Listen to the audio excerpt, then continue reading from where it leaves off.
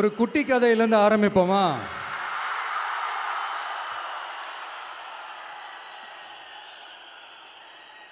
ஒரு பெரிய ஊர், ஒரு 4 ரோடு ஜாயிண்ட் ஆகிற மாதிரி ஒரு ஜங்ஷன், ஒரு பிஸியான ஏரியா, ஆள் நடமாட்டம் அதிகமாக இருக்கக்கூடிய ஒரு ஏரியா. அங்கே சென்டரில் ஒரு முரட்டு ஜல்லிக்கட்டு காலை ஒன்று நின்றுட்டுருக்குது.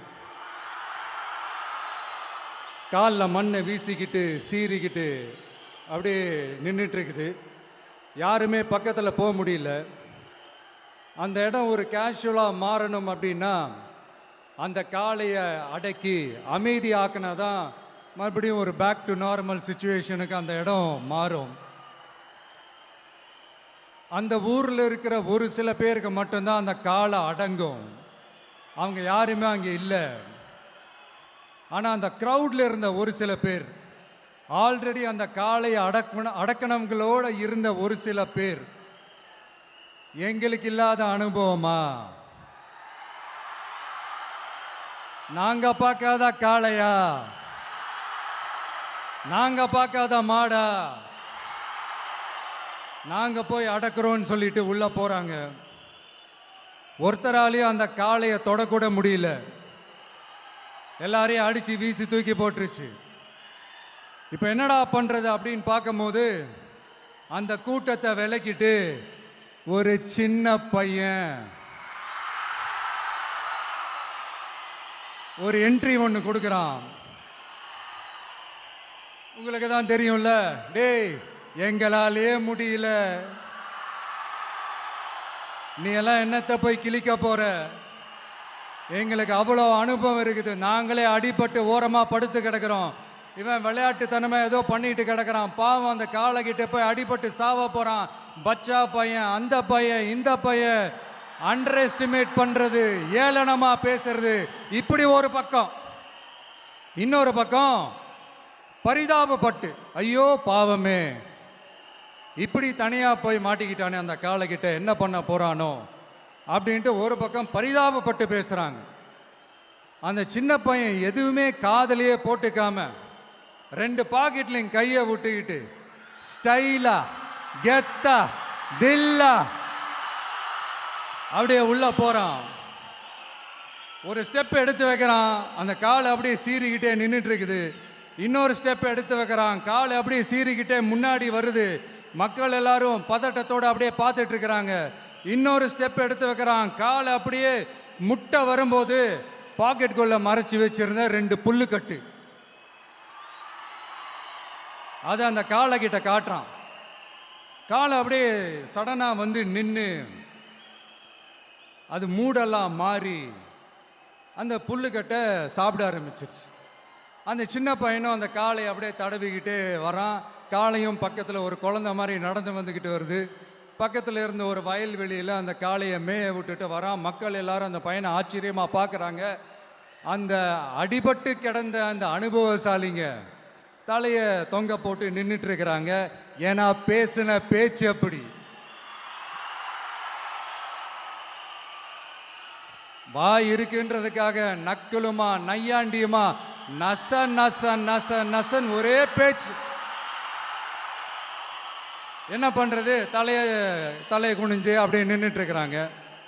அங்கே ஒரு பெரியவர் வர்றார். வந்து அந்த பையன்கிட்ட கேட்குறாரு, எப்படிப்பா இப்படி ஒரு முரட்டு காலை சீறிட்டு நின்றுட்டு இருந்தது, எப்படி அந்த காளையை அடக்கின அப்படின்னு கேட்டதுக்கு அந்த பையன் சொல்கிறான், ஐயா எனக்கு அந்த காளையை பார்த்தா கோபமாக இருந்த மாதிரிலாம் எனக்கு தெரியல, அந்த காலை பசியோடு இருந்த மாதிரி இருந்தது.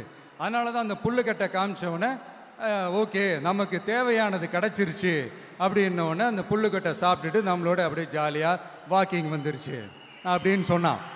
இதை கேட்ட அந்த பெரியவர் சொன்னாரா, இந்த சின்னவங்க பெரியவங்க, அனுபவம் இருக்கிறவங்க அனுபவம் இல்லாதவங்க இதெல்லாம் விஷயமே கிடையாது. யாரா இருந்தாலும் அந்த சூழலுக்கு ஏற்ற மாதிரி, அந்த சிச்சுவேஷனுக்கு தகுந்த மாதிரி என்ன பண்ணி அந்த ப்ராப்ளமை சால்வ் பண்ணுறான், ஏது பண்ணி அந்த ப்ராப்ளமை சால்வ் பண்ணுறான், அதுதான் விஷயமே, அதுதான் மேட்ரு. ஸோ நீ சூப்பர்ப்பா, என்ன ப்ராப்ளம் வந்தாலும் நீ சால்வ் பண்ணிடுவ அப்படின்னு முதுகில் தட்டி கொடுத்துட்டு அந்த பெரியவர் போகிறார். இப்போ அந்த கதையில் அந்த முரட்டு ஜல்லிக்கட்டு காலை தான் நம்ம தமிழ்நாட்டு அரசியல் களம். அந்த பெரியவர் தான் நம்ம தமிழக மக்கள். அந்த பாக்கெட்டுக்குள்ள ஸ்டைலா தில்லா கெத்தா ஒருத்தன் உள்ள வந்தான் பாருங்க, அவன்தான்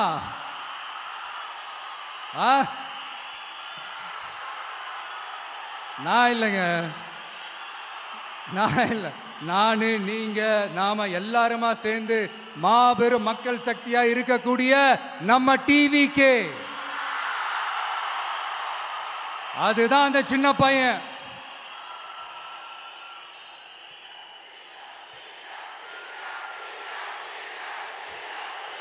தேங்க்யூ தேங்க்யூ தேங்க்யூ.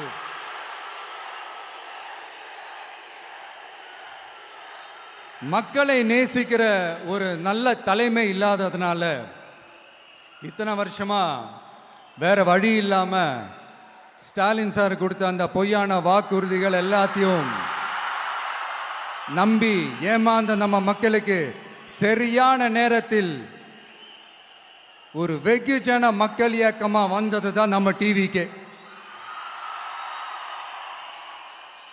அந்த முரட்டு ஜல்லிக்கட்டு கால கதை ஏன் சொன்னோம், எதுக்கு சொன்னோம், யார் யாருக்கெல்லாம் சொன்னோங்கிறது புரிய வேண்டியவங்களுக்கு புரியும்னு நினைக்கிறேன்.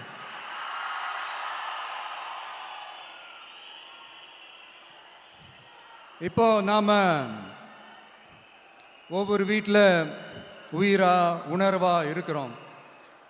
ஆனால் நான் உங்கள் எல்லாரையும் நேரில் சந்திக்கணும், நீங்கள் இருக்கிற ஊருக்கே உங்களை சந்திக்கணும் அப்படின்றது தான் எனக்கு மனசில் இருக்கிற ஒரு பெரிய ஆசை. ஆனால் அந்த சிச்சுவேஷன் ஒரு எதிர்கட்சியாக இருந்து கேள்வி கேட்டுக்கிட்டு இருக்கிற இந்த நேரத்தில் நமக்கு எதிராக என்ன சூழ்ச்சிகள்லாம் நடக்குதுன்றது உங்கள் எல்லாருக்குமே நல்லா தெரியும். அதனால் இப்போ உங்களுக்கு ஒரு வாக்குறுதியை கொடுக்குறேன். நம்மளுடைய ஆட்சி அமைஞ்சதும் ஒவ்வொரு கிராமத்துக்கும் நான் நேரடியாக வந்து என்னுடைய சொந்தங்களாகிய